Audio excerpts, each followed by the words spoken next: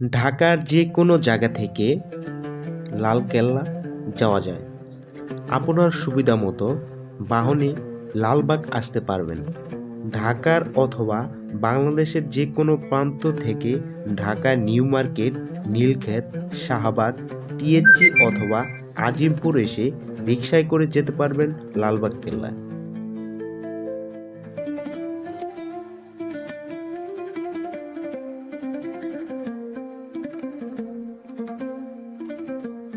লালবাগ কেল্লা মুঘল আমলের বাংলাদেশের একটি ঐতিহাসিক নির্দেশনা, যাতে একই সাথে ব্যবহার করা হয়েছে কষ্টি পাথর, মার্বেল পাথর আর রং বেরঙের টালি।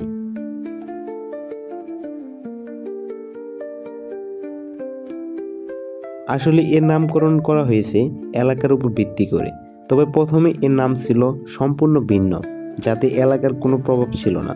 একদম শুরুর দিকে এই কেল্লার নাম ছিল কেল্লা আওরঙ্গাবাদ।